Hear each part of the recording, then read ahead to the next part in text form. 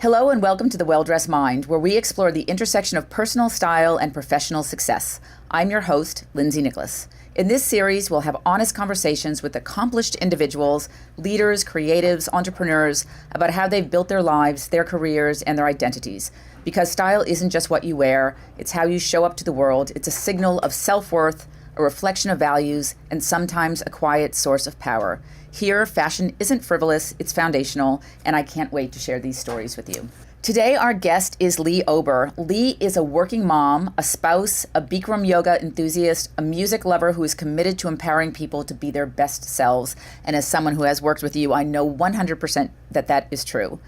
A native of New Jersey, Leigh now lives in Dallas, Texas. She's also the Global Chief People Officer for Omnicom Precision Marketing Group that provides precision marketing capabilities that combine creative storytelling with the power of data, technology, creative, and AI.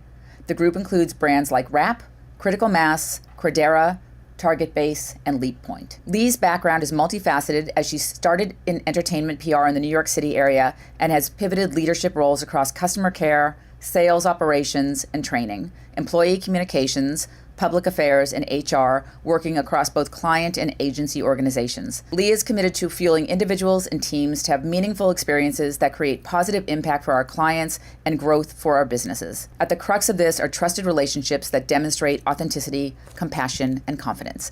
Welcome to the podcast, Leigh. Hello, thank you. It's so good to be here, Lindsay. I'm so thrilled to have you here. So Leigh and I, we worked together many years ago at Wrap.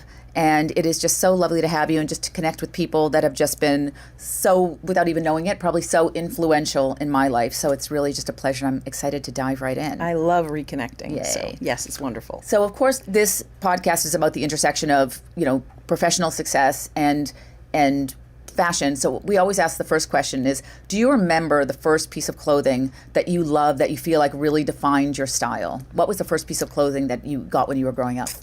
I have to say that the first piece that I remember that I craved was really all about fitting in at the time. Okay. And it was a piece of clothing I had to save my money for because back then my parents were all about dresses and skirts and all I wanted was a pair of jeans. So my very first pair of Levi's I bought with my own money that I saved up from babysitting. And for me, how they fit, how I felt in them gave me a sense of real sort of confidence. Amazing.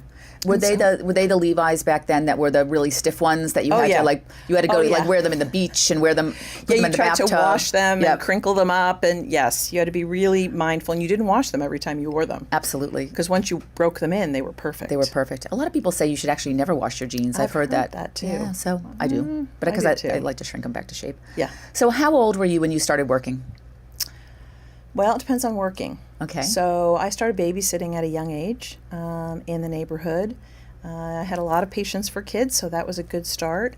And then I, sort of took on other jobs. I worked at a pharmacy. I worked in several restaurants, which I think everybody should do, is wait tables because it gives you a whole appreciation for customer service. 100%. We talked about that actually last week on our podcast about how just putting kids in service jobs, it really prepares them for the roles coming up, no matter what industry you go into. Yeah, so, it's a little humbling. Absolutely. A little humbling. Yeah, a little humbling for sure. So I think that's a healthy thing. And then I worked, I was fortunate when I was in college, I had parents who really encouraged me to do an internship every summer, paid or not. And that gave me a taste of what it was really like to work in business and actually spared me a few career mistakes. I did a stint in journalism, which is what I thought I wanted to do, and I did not enjoy it. Okay. So checked that off the box and moved into, and that's really how I got into PR. And so then I just continued working right out of school. I got really lucky and landed a gig with a guy who came to talk to us. He was representing the Charlie Daniels Band. Oh, wow. Which I thought was super cool. Okay, yep. But he got stuck in a snowstorm on his way up to Syracuse, and he didn't show. So something said to me, you know what, you really want to work for this guy. Write him a letter. I did. They didn't have anything at the time. By the time I graduated, they called me and said, come in for an interview. Isn't that amazing? So it's just opening doors and leaning into that curiosity and that building on your little bit of confidence and a little bit of vulnerability to ask for what you think you want. And sometimes it comes to fruition. I think you'll just be surprised. I always tell this to the younger people that I work with. If you reach out to people, you'll actually be really surprised at who's going to respond. I agree. Yeah, you just don't know. I think we were talking about this before, a little of that's pay it forward, and it's nice to be able, sometimes I feel like it's a gift somebody gives me when they ask me for advice, because I feel like I can impart some of my mistakes and the learnings from those, and I want to help people be their best selves. And that's your reputation. Like all the people that I know that have worked with you, that's the reputation that you go to Leigh. Like you just are such a beautiful, calm voice in a storm, I think, sometimes at work. Yeah, you're wonderful. Most of the time I try. So a lot of times on this podcast, we talk about fashion and the choices that you make, but because you have such a big job, and obviously you're overseeing a lot of these businesses with Precision Marketing Group, what are some of the things, like when you think about people's career trajectories, when you're thinking about how people present themselves, is there advice that you have for people, looking to get into something along those lines? Like, how do you show up for an interview? What are the things that you really need, and what are the tools in your tool chest that you need to have? Well, I think to me, it starts with making sure you come from a place of humble confidence. So I want people to feel their best so they can show up and bring forward their best. So I want people to be in something, I want them to wear something that's comfortable, but also gives them that added strength that comes from feeling like, okay, I look good. Yep. Now I can just not worry about that, and I can focus on what I'm saying and how I present myself. And I always try to encourage people to just be their authentic self, because interviews are the best you're ever going to get. So just be who you are and be transparent. And if it's the right fit, the connection will be there. Yeah. I think that's so important too. And I have done that a lot when I've interviewed, that even if it's, let's just say it's a bad interview, it's meant that I wasn't meant to be there. That it wasn't, if I don't connect with somebody on a really amazing level, honestly, from my perspective, I don't want to work there. Right. Yeah. And I was just going to say, better to know that up front. I sort of equate it to sort of dating. You know what I mean? Like, get all your questions out of the way. Let's be transparent. If it's a good fit, we're going to know it. But if it's not, that's okay too. Let's part friends. 100%. We hired somebody in the last couple of days. We were looking for somebody for our new store in Clear Fork in Fort Worth. And we had been looking around and hadn't quite found the perfect candidate.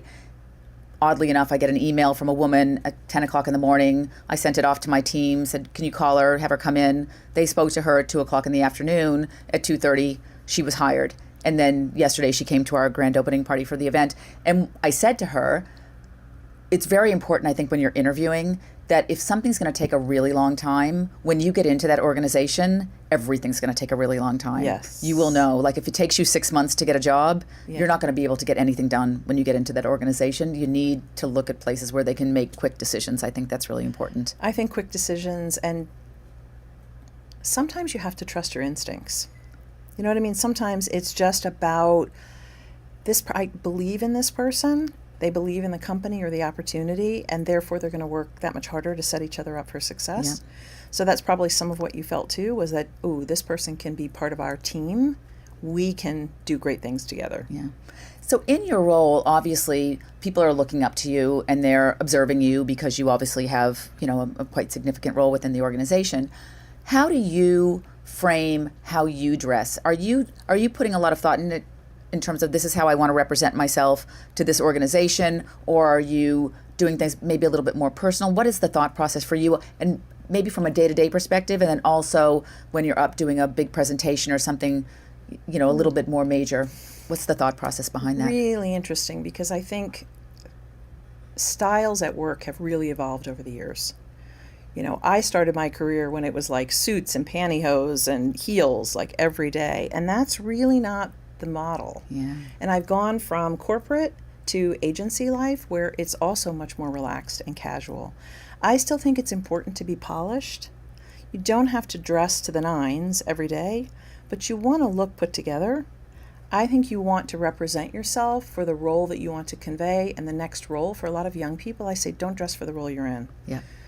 Dress for what you aspire to be, because that's part of how people will perceive you. 100%. And they say, dress for the job you want and drive the car of your last job. So you don't spend too much money. Too much. Don't get ahead of yourself. Yeah, get ahead of yourself. But I do think today's style has really evolved. I was just in New York last week, and walking along the streets, I used to say, what outfits can I see? What would I want? And I'm really struggling. It makes me so sad. I am always looking for references. breaks my heart to see what people are wearing nowadays. I know it's probably a little bit selfish of me, but I really love to see people put themselves together. Well, and I think, we were talking earlier about your clothes and the way they feel and how they make you feel. And when you look at you or someone you've dressed and you think, okay, they're put together. It's not formal. It's sharp, Yep. right? It's a little bit of sophisticated.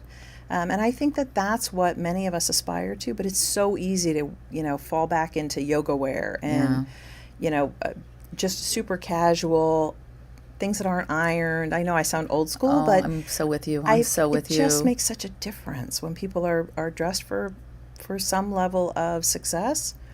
And I can remember not recently, this is several years ago actually, but I went to the grocery store. It was like a Sunday morning. My kids were young. I was so disheveled.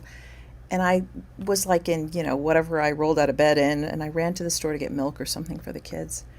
And I ran into my big boss at the time. And I was mortified.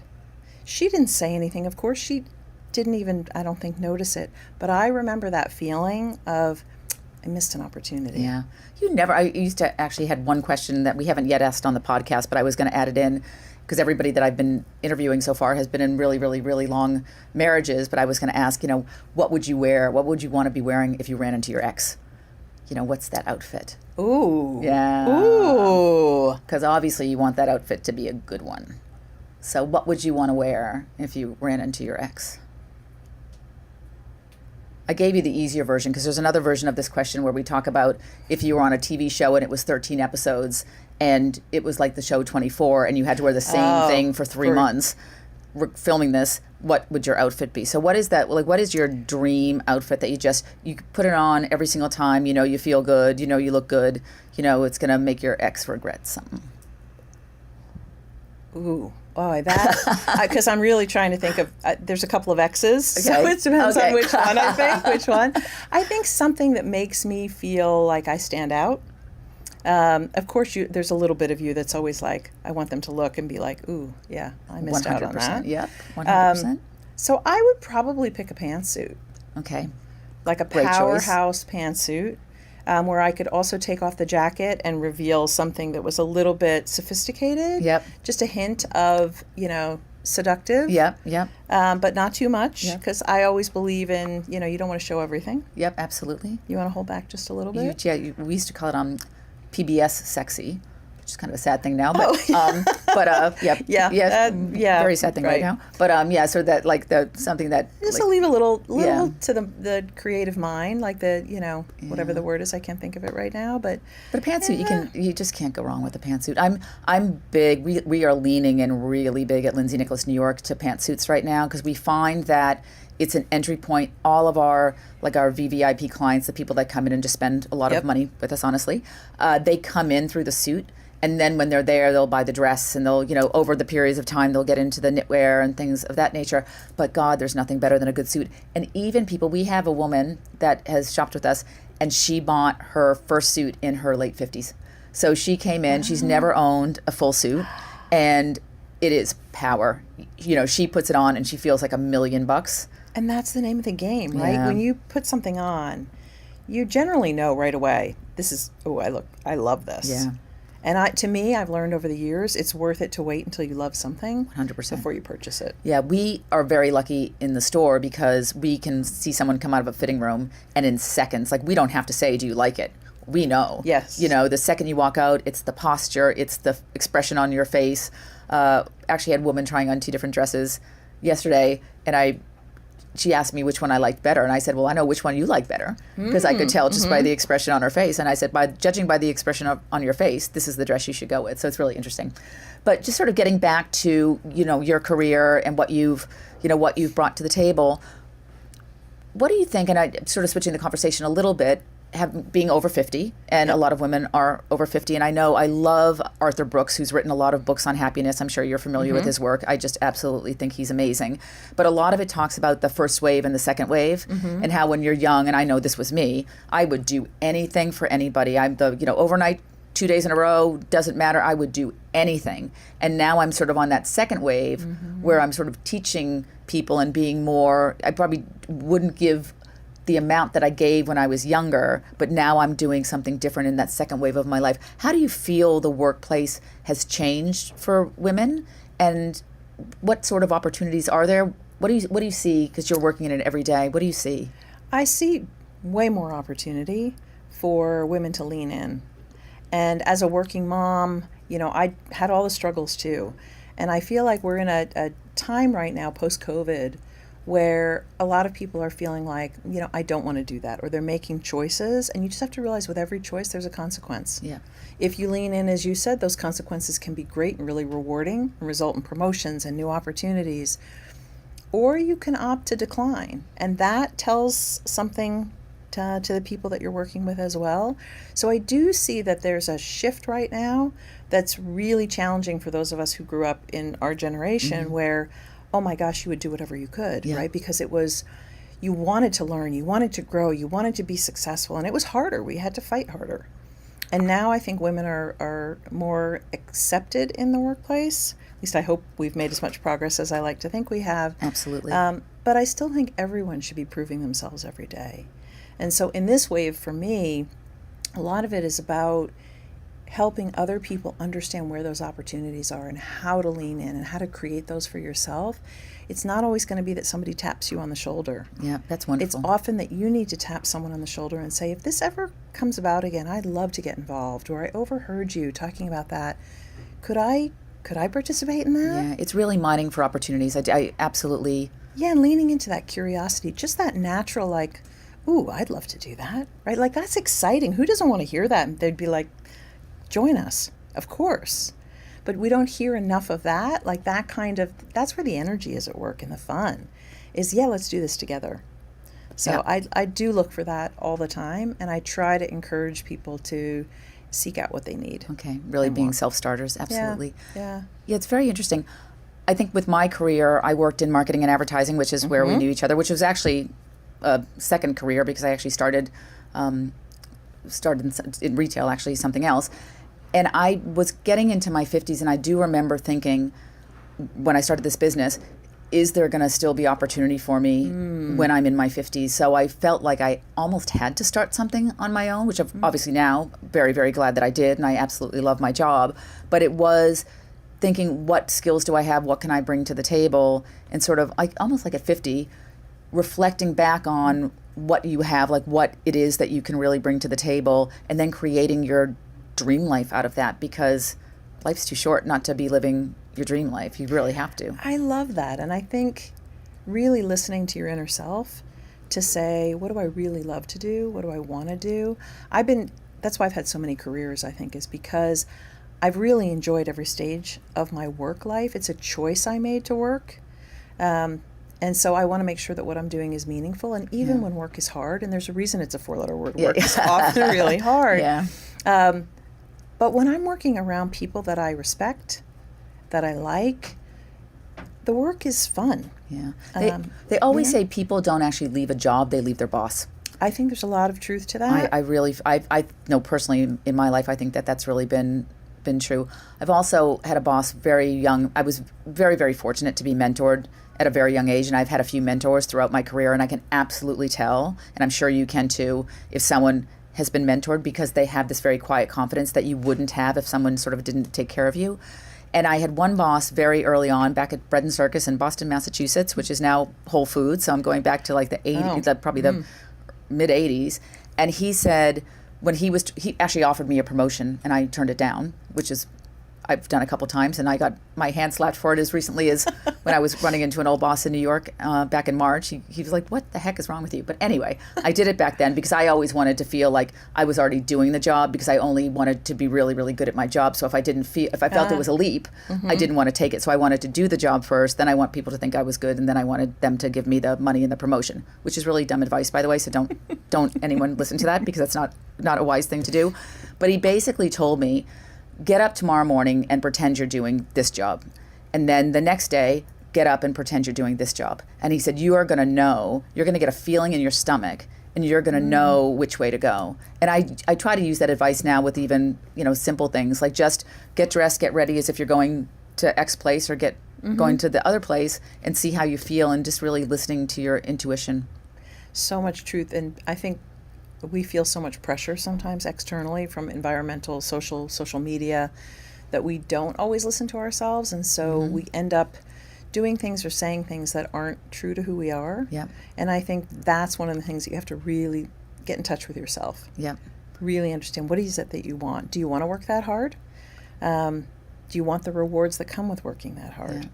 And then you sort of write your own story, like you write your own narrative that I am an executive businesswoman who works in advertising. You know, you write this narrative, and then who will you be if you leave that role? You know, my aunt is a grief counselor, and she tells me that a lot of the people that she's working with are people that are recently retired, because all of a sudden they're not that person that they've perceived themselves to be all these years. So it's just it's such a life change. And I think even switching careers is very similar, because you're sort of out there, you know, naked and alone in some ways. You feel vulnerable. Yeah, you feel very right? vulnerable. But I think that's one of the reasons I always try to start with introducing myself as a person, because my whole identity isn't work. It's a big part of my life. Yeah. It's a major part.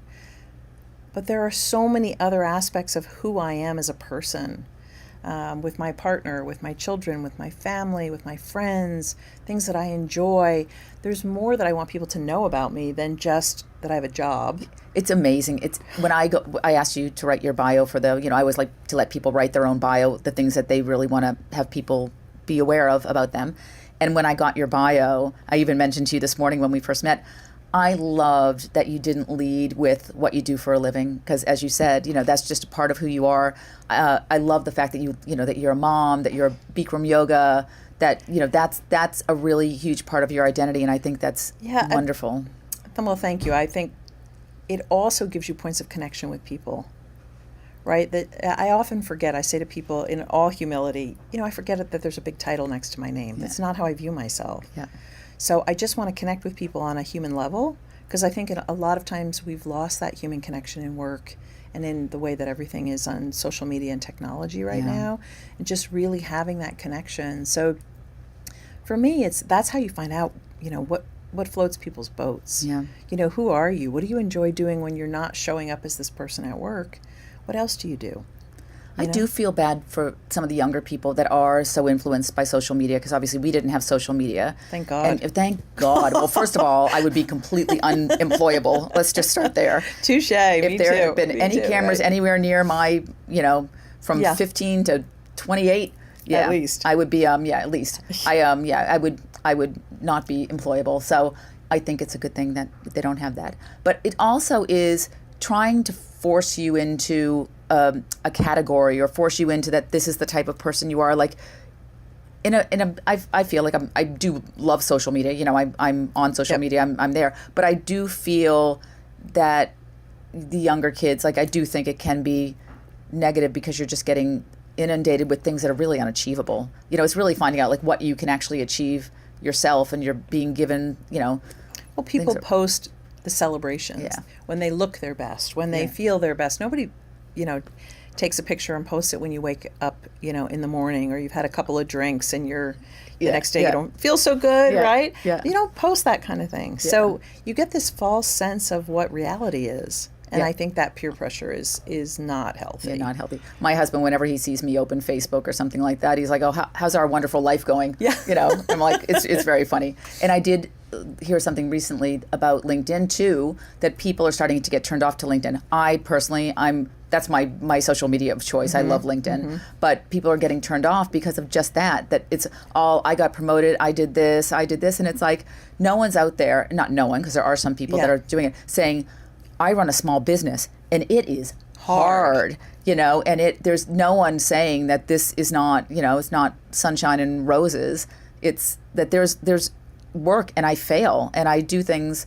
I was actually on a podcast recently with Sam Esquivel, who is our executive producer and is actually sitting in the room with us right now. And he has a podcast called The Failed Podcast, and it's all about, you know, how your failures led to your success. So we'll put a link to that in the show notes as well. Yeah. So everyone can listen to that as well. But it's just so important, because you have to fail to be successful, and that's what you're not seeing on social media. And again and again. I think that's why it's important to have those people around you that can support you when you do, because there are different ways to fail, right? Yeah. There are ways to fail that aren't life-shattering. Yeah.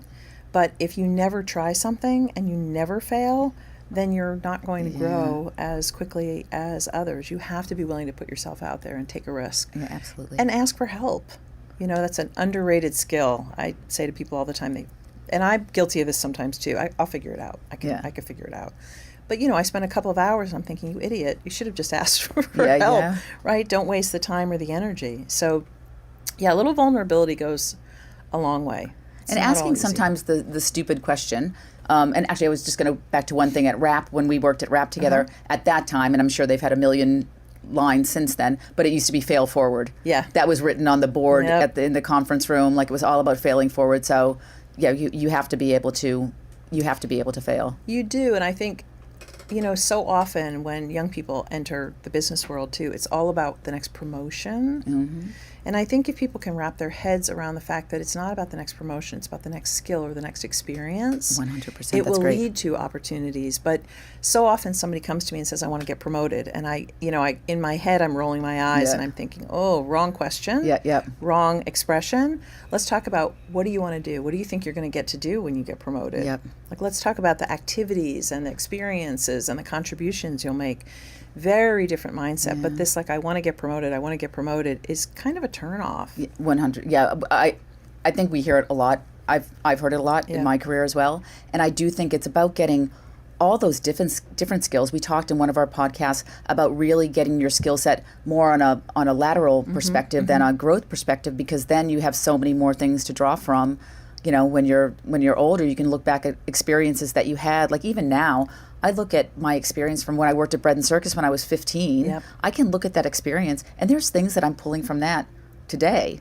Well, similar to what I was talking about, even just waiting tables, right? Or standing behind a desk at a pharmacy. There are skills you learn because you learn a lot about human behavior and how to deal with people who are difficult or challenging, or they want something that you don't have or you're not able to give them. Those are really important skills that you learn in how you communicate with people. And at the crux of almost all of our jobs, there's an element of communication. And thinking on your feet, being able to respond really quickly, because if you're in a retail setting or if you're in a F&B setting, someone is standing right in front of you expecting a solution. Immediately. And you need to be there. You need to be there to deliver that solution for them.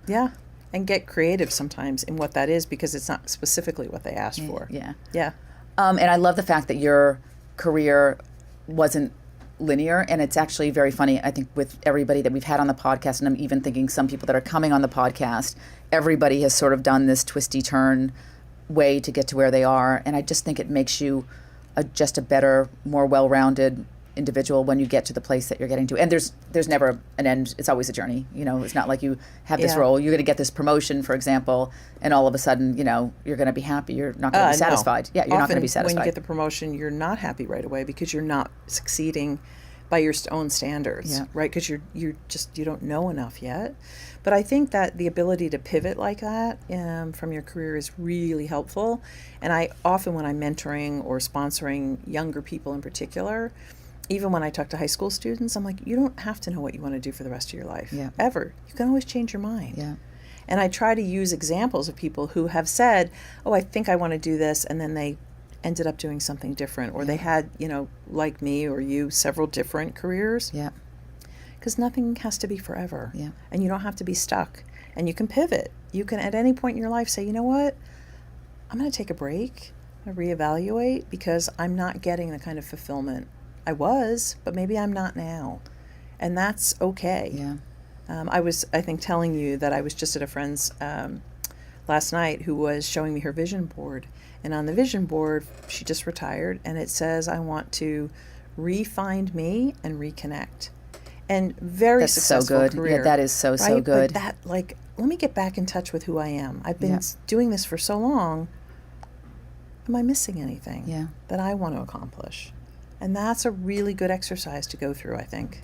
Self-reflection is so important. And I think, I think as you get older too, that it comes more naturally to you, because I think you're getting you're getting more from inside yourself than you're getting from other people. Like, like right now, honestly, this is probably as a business owner, probably something I shouldn't say out loud, but I'm going to say it anyway. I actually don't care what people think of me. I know that I'm a good person. I know that I treat my teams well. I know that I am a compassionate person, but I'm so confident in myself that if somebody, I'm open, I listen, but if somebody doesn't like me, well then there's nothing I can actually really do about it, because I like the person that I am. And, while I'm constantly changing, life's a journey, if I get new information, I'm going to take it and I'm going to evaluate it and analyze if it's something I want to attribute to myself. Such a good point. Being in HR in particular, there are oftentimes I have to do things on behalf of business that to people that I care about, right? I have to give them some feedback, or worse, let them go. And those are really hard, because you lose those relationships a lot of times. But you have to say to yourself, or at least this is how I rationalize it, I'm trying to make sure they have a meaningful experience. I'm trying to make sure they're getting the honest feedback in the most compassionate way. But sometimes you have to give people bad news. So to your point, though, you have to really dig deep sometimes and say, okay, but am I doing the best that I can with what I have? Because I can't always make all the decisions. And sometimes it's a gift for them.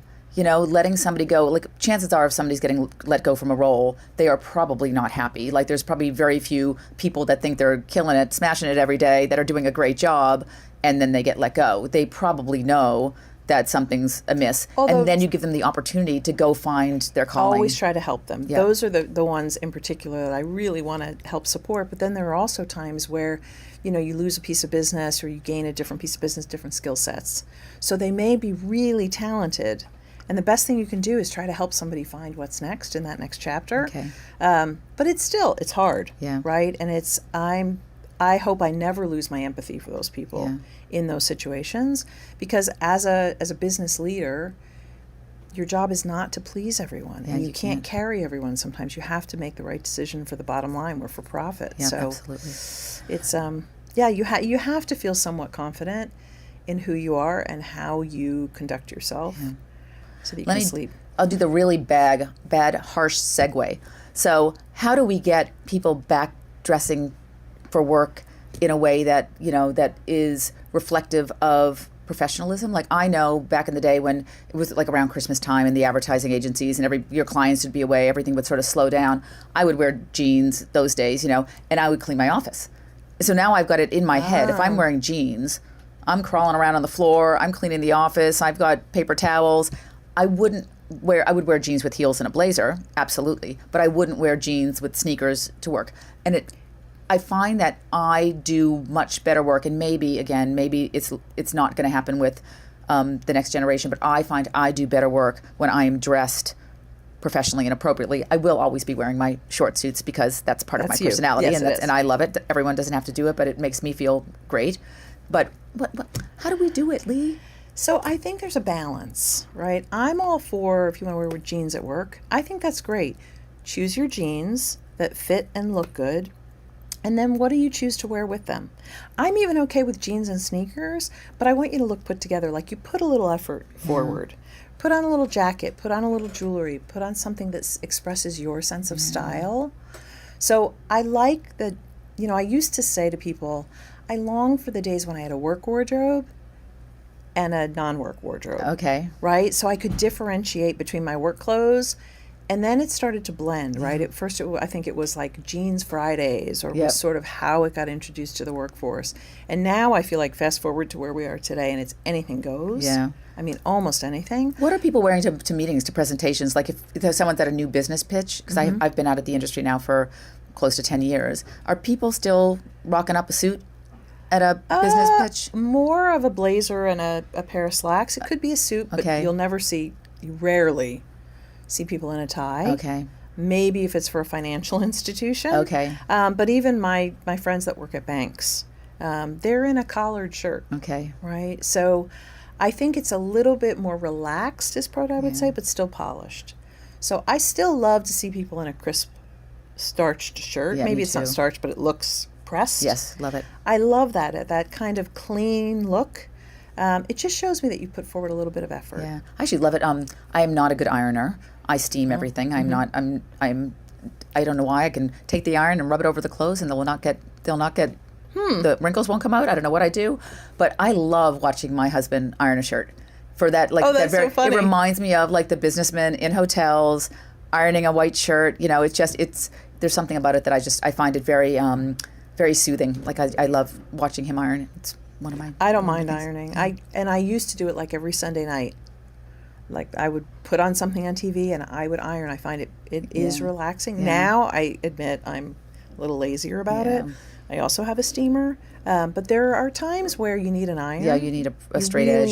Yeah, you do, Yeah. and it you don't have time to go to the cleaners and get it dry cleaned. But I do like that look. You know, when you go to a black tie wedding or something, and everybody is really dressed.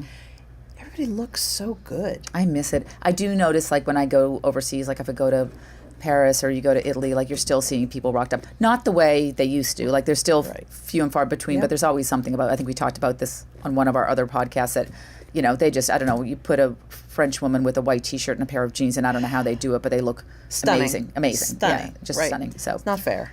Yeah. It's really not fair. So just as we sort of wrap up here, what advice would you give to people, again, if you're looking at people that are trying to elevate themselves in their careers, trying to get to that next level? What sort of advice would you give to people? I know we've talked about a lot. You've given them some amazing advice already, but just anything to sort of wrap us up? I might say think about the impression that you want to leave. So to me, I always think that clothes should enhance your individual personality and sense of style. They shouldn't be speaking. So the first time you see someone, they shouldn't be looking at like, wow, that's some impressive piece of jewelry or some impressive outfit necessarily.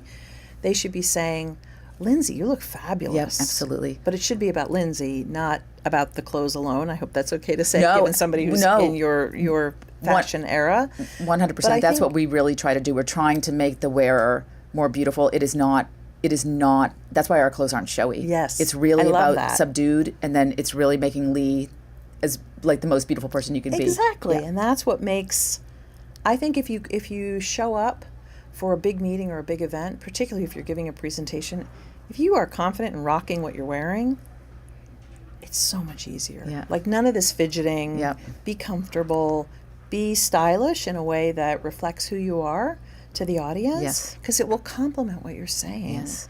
As opposed to distracting. I do love that, and we talked about this actually, I keep referencing other podcasts that we've done, but just people that, we had someone on last week that had done a TED Talk, and just what she chose to wear to the TED Talk, it wasn't a black suit. You know, there's a spoiler alert, not a black suit. I try never to wear a black suit when I used to interview, because I'm like, everyone's going to show up in a black suit, and I'm going to show up in something different, and I'll be memorable for that in a classy way. Yes, right. in a classy way. In a way that doesn't detract. Yes. I always say that to people too. Don't even wear a black blazer. If you want to go that route, go into navy. Navy's a good option. Yep. But pick something, again, I love, when people show up in a really clean, sharp white shirt and a nice jacket, you're ready for almost anything. Yeah, absolutely. It has been such an immense pleasure talking to you.